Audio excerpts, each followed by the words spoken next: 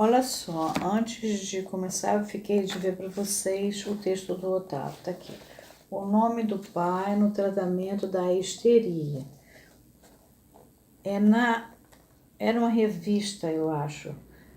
Era Revista da Prática Freudiana, no volume 3. Maneiro. Chamava-se Revirão, a revista. É o número 3, a editora A Outra. Era do Colégio Freudiano no Rio de Janeiro. Já faz muitos anos, mas acho que vocês podem conseguir. Pelo menos o Otávio está vivo. Vocês podem pedir a ele, deve ter uma cópia. Bom, continuando agora, conforme eu falei que ia continuar devagarzinho. A existência deste estado de coisas no tocante às lembranças sobre a história da doença é um correlativo necessário dos sintomas e teoricamente indispensável. No decorrer do tratamento, o paciente fornece os fatos que, embora ele sempre os conhecesse, tinham sido retidos por ele ou não lhe tinham acudido à mente.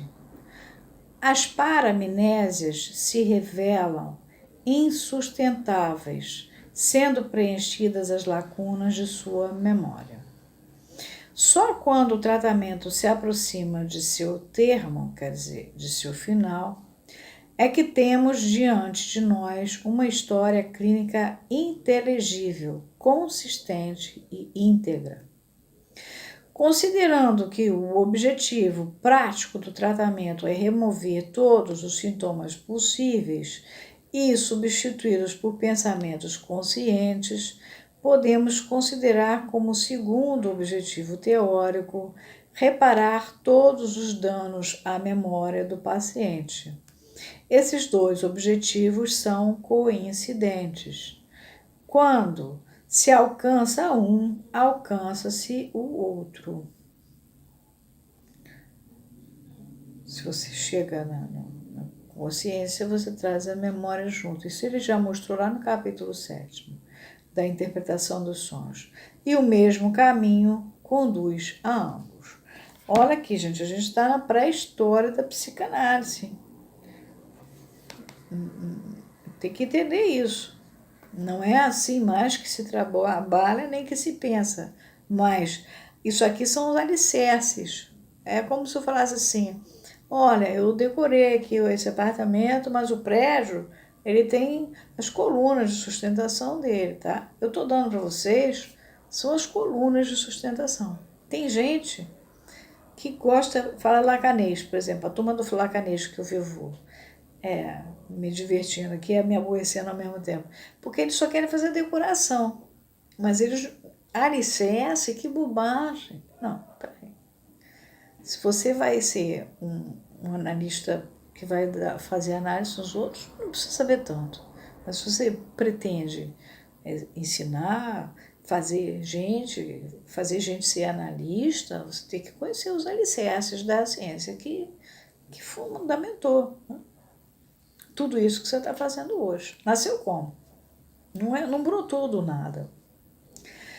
Então, continuando. Da natureza dos fatos que formam o material de psicanálise, decorre que somos obrigados, em nossas histórias clínicas, a dedicar igual atenção às circunstâncias puramente humanas e sociais dos pacientes e aos dados somáticos, quer dizer, no caso dele dados de efeitos corporais e sintomas do distúrbio. Acima de tudo, nosso interesse se dirigirá para as circunstâncias familiares do paciente e não apenas, como se verá mais tarde, para o fim de indagar de sua hereditariedade. Atenção! Ele ainda não tinha terminado o complexo de Édipo. Aliás, ele mal tinha começado a chegar na possibilidade de que existe o complexo de Édipo. O complexo de Édipo é um modelo do Freud, não é que é uma pessoa complexada ou que não, é uma coisa complexa, no sentido da física mesmo, como um complexo de astros. Você tem asteroides, você tem luas, você tem sóis, você tem, enfim, milhares de coisas, buraco negro, tem de tudo. E aí, onde é que a pessoa está posicionada nesse grande complexo? Ele ainda não tinha, por isso que ele vai devagar, ele vai como um médico. O círculo familiar da jovem de 18 anos, objeto deste trabalho, incluía, além dela própria, seus pais e um irmão 1 ano e meio mais velho do que ela. O pai era a figura dominante desse círculo, dada sua inteligência e seu caráter, assim como as circunstâncias de sua vida. Foram tais circunstâncias que forneceram o arcabouço para a história da infância e da doença da paciente. Na época em que iniciei o tratamento da moça, seu pai já beirava os 50 anos e era um homem de atividade e talentos bastante incomuns, grande industrial em circunstâncias muito favoráveis. A filha era afetivamente muito ligada a ele e, por este motivo, seus poderes de crítica, que cedo se desenvolveram, ressentiam-se ainda mais de muitos de seus atos e peculiaridades. Sua afeição por ele era ainda maior em virtude das muitas doenças graves de que ele tinha padecido desde que ela tinha 6 anos de idade.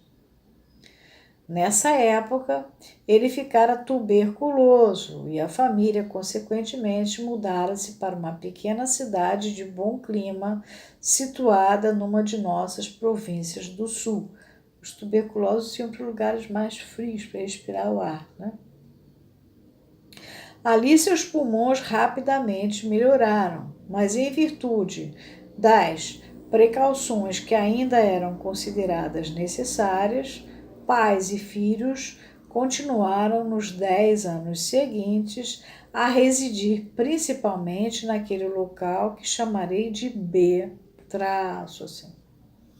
Quando o pai estava bem de saúde, ele costumava ausentar-se em visitas às suas fábricas. Na época mais quente do verão, a família mudava-se para uma estação de cura nas montanhas.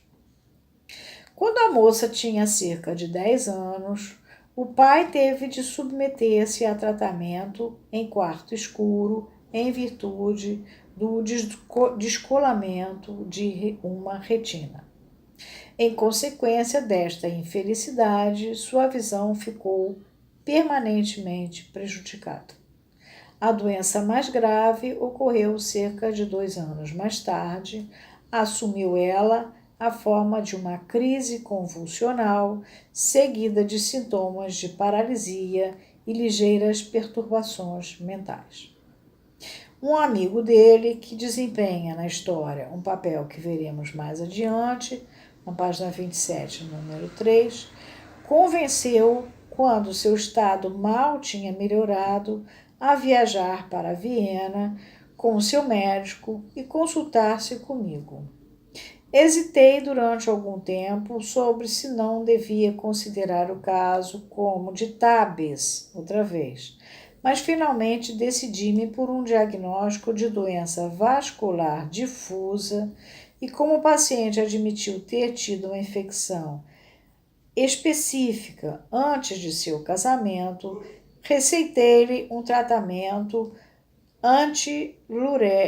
antiluético energético, em consequência do qual os distúrbios restantes desapareceram.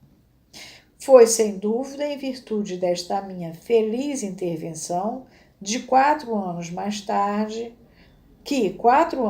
tarde, ele me trouxe sua filha, que nesse meio tempo ficara inequivocamente neurótica e a apresentou a mim, trazendo de volta 2 anos mais tarde para tratamento psicoterapêutico.